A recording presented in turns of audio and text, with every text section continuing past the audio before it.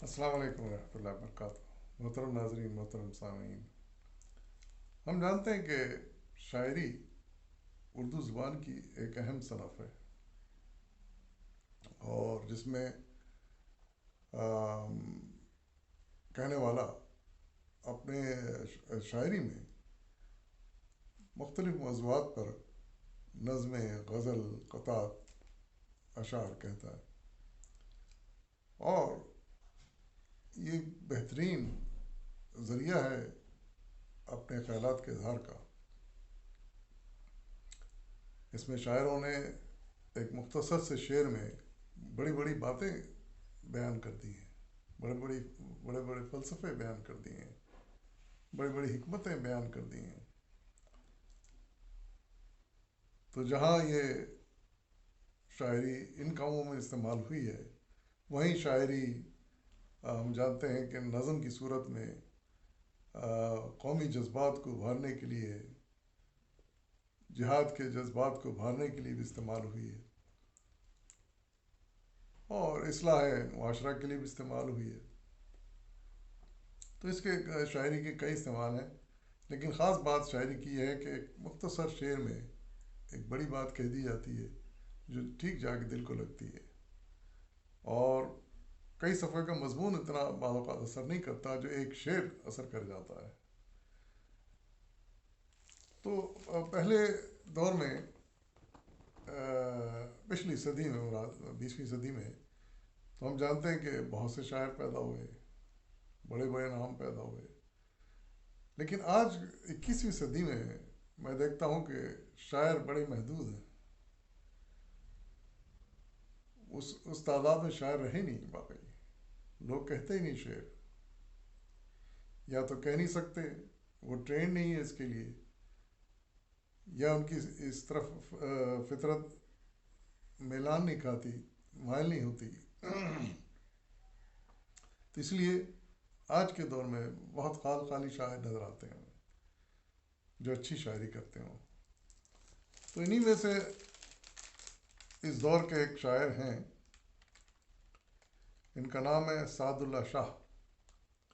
ان کا میں کچھ تعارف بھی پیش کروں گا، اور ساتھ ہی ساتھ ان کی کچھ غزلیں بھی آپ کے سامنے پیش کروں گا، جس سے آپ کو اندازہ ہوگا کہ آج کے دور میں بھی کچھ نوجوان شاعر ایسے ہیں جو اتنی صلاحیت رکھتے ہیں، استطاعت رکھتے ہیں کہ جاندار اور بامعنی شعر کہہ سکیں۔ یہ مضمون میں نے لیا ہے ان کے بارے میں، یہ بھی اردو ڈائجسٹ جولائی 2004 کی اشاعت ہے۔ سماعت فرمائیے۔ اس مضمون کے لکھنے والے محمد سرور صاحب، شاعر، ادیب، ڈرامہ، اور اس کا ٹائٹل ہے ان کا، اس مضمون کا، محمد سرور صاحب کے، دل کا ہر درد زباں کو بتانا چاہتا ہوں۔ نئی نسل کے پسندیدہ شاعر سعد اللہ شاہ کی اچھوتی شاعری۔ آپ لکھتے ہیں، شاعر، ادیب، ڈرامہ اور کالم نگار سعد اللہ شاہ کا نام دنیا ادب میں تعارف کو محتاج نہیں۔ وہ قارئین اور سامعین کے ایک بڑے طبقے کے پسندیدہ اور محبوب شاعر ہیں۔ ان کی شعری مجموعوں کی پذیرائی کا یہ عالم ہے کہ بعض مجموعوں کے درجنوں اشاعتیں ہو چکی ہیں۔ وہ 3 زبانوں یعنی اردو، انگریزی اور پنجابی میں شعر کہتے ہیں۔ ان کے کئی مجموعوں کو ادبی اعزاز بھی مل چکے ہیں۔ سب سے پہلا شاعری مجموعہ انگریزی زبان میں تھا۔ ان کی اب تک 35 سے زیادہ کتابیں شائع ہو چکی ہیں، جن میں اردو شاعری کے 17 مجموعے، پنجابی شاعری کے 5 اور کالموں کے 2 مجموعے شامل ہیں۔ سعد اللہ شاہ علمی گھرانے کے چشمہ چراغ ہیں۔ ان کی پیدائش 1958 میں بمقام چشتیاں ہوئی۔ دادا حبیب تلونڈی اور والد حسن نصر اللہ بھی باقاعدہ شاعر تھے۔ پھوپھی نصرت طاہرہ بھی کسی زمانے باقاعدہ شعر کہتی تھیں۔ سعد اللہ شاہ نے 1980 میں گورنمنٹ ڈگری کالج چشتیہ سے فرسٹ ڈویژن میں BA اور 1984 میں پنجاب یونیورسٹی سے انگریزی ادب میں MA کیا۔ 1985 میں گورنمنٹ اسلامیہ کالج گوجرانوالہ میں انگریزی کے استاد مقرر ہوئے۔ 1988 میں گورنمنٹ اسلامیہ کالج سول لائنز لاہور آ گئے اور تاحال یہیں پڑھا رہے ہیں۔ ٹیچنگ کے شعبے سے منسلک ہیں آپ۔ سعد اللہ شاہ بنیادی طور پر رومانی طرز اسلوب کے شاعر ہیں۔ ساتھ ساتھ ان کے یہاں کلاسیکل مزاج بھی ملتا ہے۔ وہ سہ زبان شاعر ہیں۔ یہ بات بجا خود بڑی اہم ہے، کیونکہ اس وقت ہمارے ہاں دو زبان شاعر تو خال خال مل جاتے ہیں، مگر سہ زبان شاعر نہ ہونے کے برابر ہیں۔ ان کے کلام میں مطلب تین زبانوں میں کہنے والے ناپید ہیں، کیونکہ جیسے کہا گیا کہ انہوں نے تین زبانوں میں شاعری کی ہے، انگریزی، اردو اور پنجابی، اس لیے ان کو سہ زبان شاعر کہتے ہیں، تین زبانوں کے شاعر کہا جا رہا ہے۔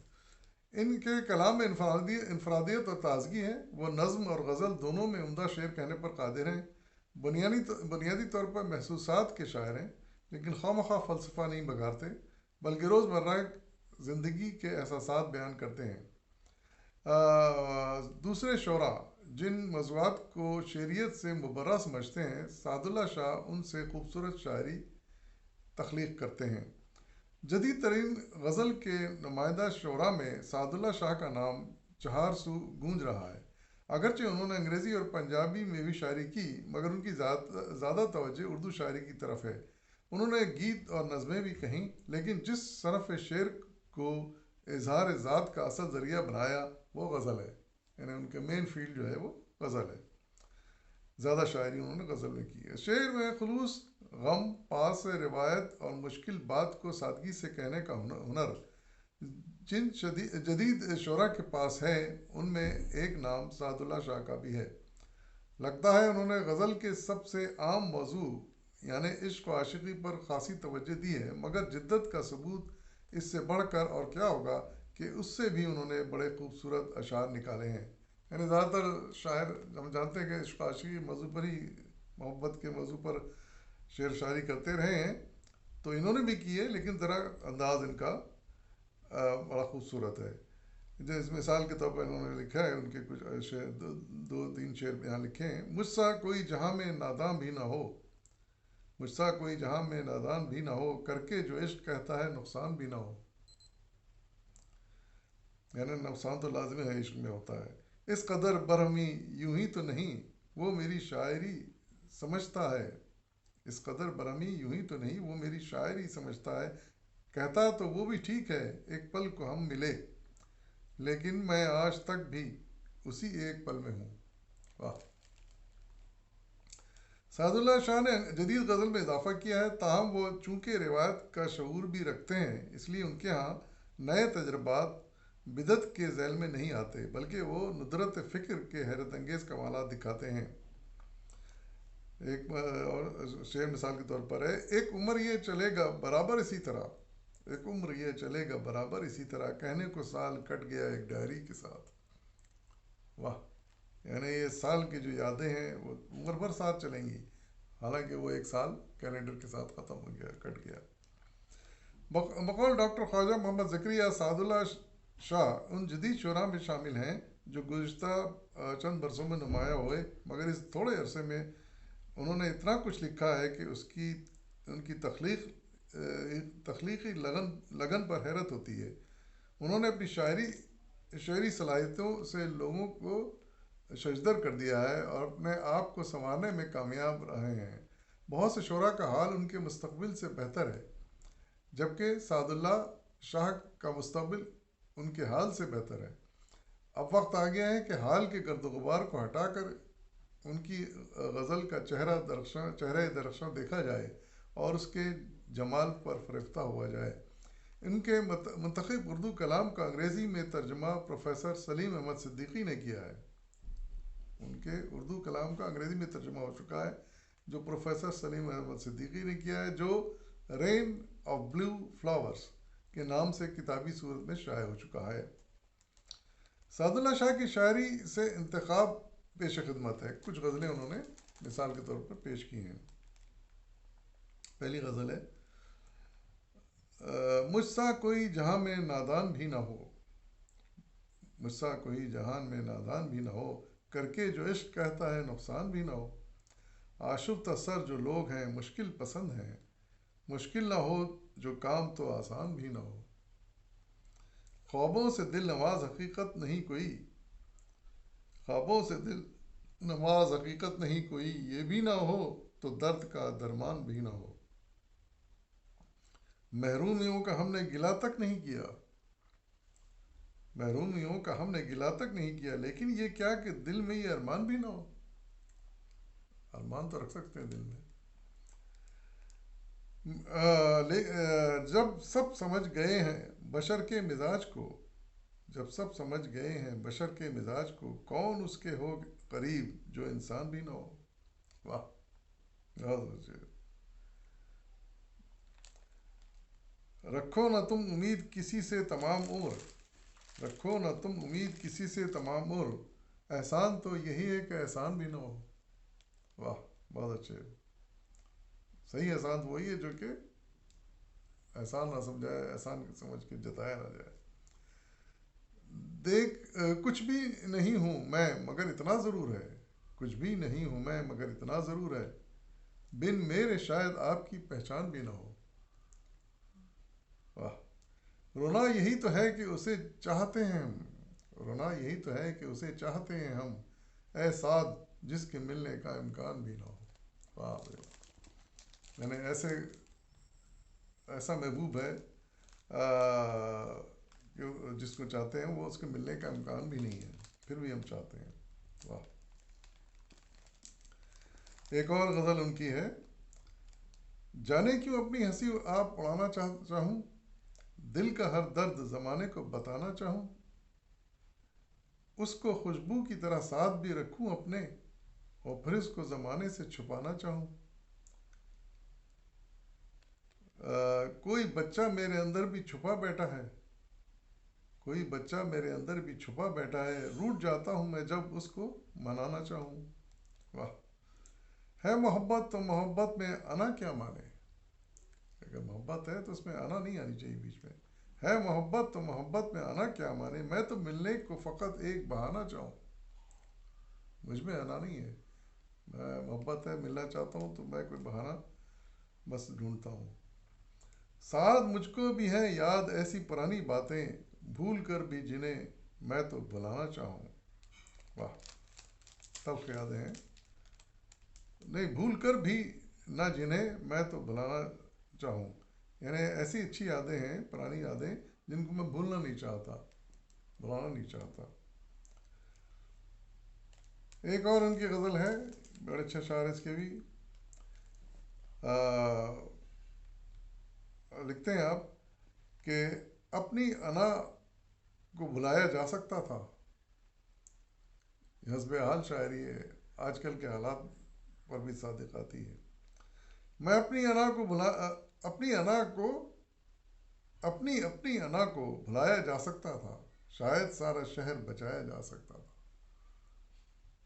बड़ी बात कही है उन्होंने इस शेर में, यानी अना के चक्कर में शहर बर्बाद हो रहा है, हर एक अपनी अना को बरकरार रखे हुए उसी की तरह फिक्र है उसको, उसी पर उसका अड़ियलपन है जिसकी वजह से वो अपनी हरकतें नहीं छोड़ता, अपनी अना की वजह से। अगर ये अना होना हो, इंसान अपने आप को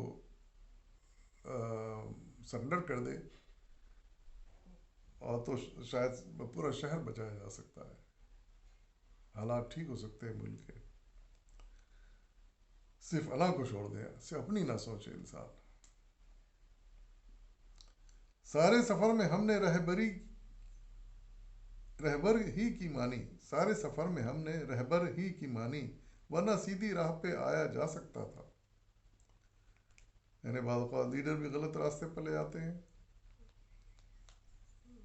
जो बरसख्तार होते हैं, और इस वजह से कौम भटक जाती है, वरना सीधी राह पर आ सकती है अगर रहबर सही हो तो।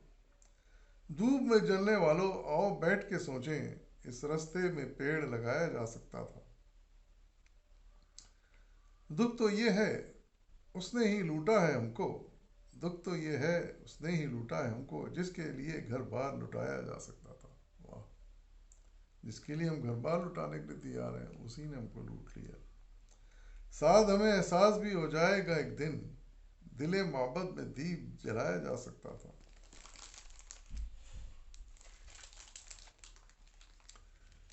یہ جو پر شکستہ ہے فاختہ، یہ جو غم زخم، ایک اور غزل ہے ان کی، چلیے اسے لیتے ہیں. غزلیں تو انہوں نے کئی پیش کی ہیں، اس میں منتخب آپ کو سنا رہا ہوں صرف جو مجھے بڑی پسند آئیں. یہ غزل ہے، لکھتے ہیں آپ کہ تھی حقیقت تو فسانے کی ضرورت کیا تھی. تھی حقیقت تو فسانے کی ضرورت کیا تھی، ہم سے لڑنے کو بہانے کی ضرورت کیا تھی. یعنی بہانہ بنا کے کیوں لڑے آپ، ویسے ہی کہہ دیتے کہ میں لڑنا چاہتا ہوں آپ سے، دوستی نہیں رکھنا چاہتا. تھی حقیقت تو فسانے کی ضرورت کیا تھی، فرضی فسانہ بنایا اور پھر لڑ پڑے. ہم سے لڑنے کو بہانے کی ضرورت کیا تھی، ہم نہ کہتے تھے کہ پھر لوٹنا مشکل ہوگا. ہم نہ کہتے تھے کہ پھر لوٹنا مشکل ہوگا. یہ رہ و رسم بڑھانے کی ضرورت کیا تھی. یعنی اتنی دوستی آپ نے بڑھا لی، اب آپ جو ہے نا واپس لوٹنا چاہتے ہیں، ختم کرنا چاہتے ہیں، تو اتنا بڑا دوستی بڑھانے کی ضرورت ہی کیا تھی. اس کو معلوم نہیں روگ صدف کا شاید، اس کو معلوم نہیں روگ صدف کا شاید، ورنہ ظاہر کو چھپانے کی ضرورت کیا تھی. ایک پتھر پہ کیا نقش ہوا نقش، ایک پتھر پہ کیا نقش، ہوا نے مجھ کو ہر طرف خاک اڑانے کی ضرورت کیا تھی. 7 کانٹوں سے رفو کرنا ہے دامن اپنا، 7 کانٹوں سے رفو کرنا ہے دامن اپنا، راہ میں پھول بچھانے کی ضرورت کیا تھی. جب دامن ہی پھٹنا تھا تو پھر پھول بچھانے کی ضرورت کیا تھی.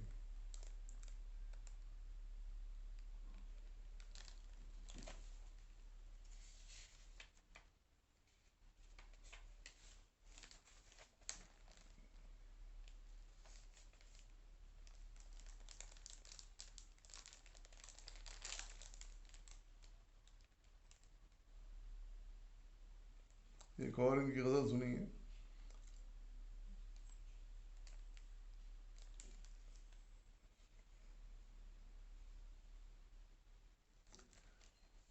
وہاں تھا کوئی غلط نہ کسی کا قصور تھا، ترک تعلقات کا اپنا سرور تھا.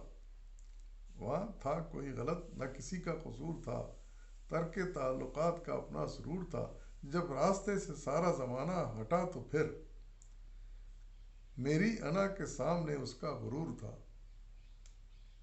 جب راستے سے سارا زمانہ ہٹا تو پھر میری انا کے سامنے اس کا غرور تھا. نکلا ہوں میں جہاں سے کٹھن تھا وہ مرحلہ، نزدیک تھا زیادہ نہ مجھ سے وہ دور تھا. بن سوچ جو کہا تھا وہ پورا بھی ہو گیا، بن سوچ جو کہا تھا وہ پورا بھی ہو گیا. ایک لاشعور کا مجھے کتنا شعور تھا.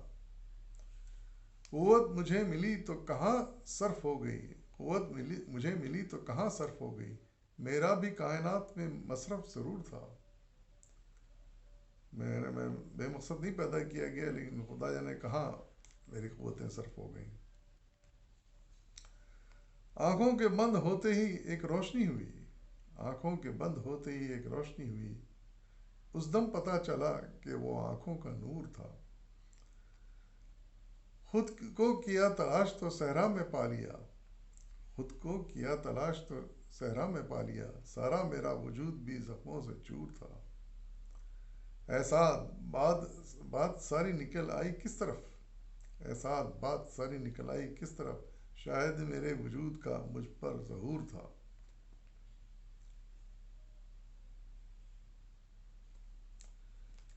تو یہ وہ چند غزلیں تھیں جو سعد صاحب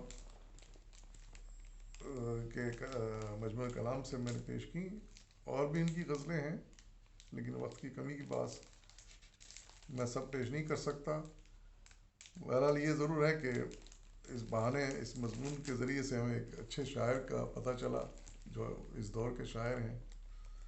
اور ہماری دعا ہے اللہ تعالیٰ ہمیں طویل حیات عطا فرمائے اور اسی طرح اچھے اچھے کلام سے ہمیں وہ نوازتے رہیں. اجازت دیے، کسی اور موضوع کے ساتھ حاضر ہوں گا. فی امان اللہ.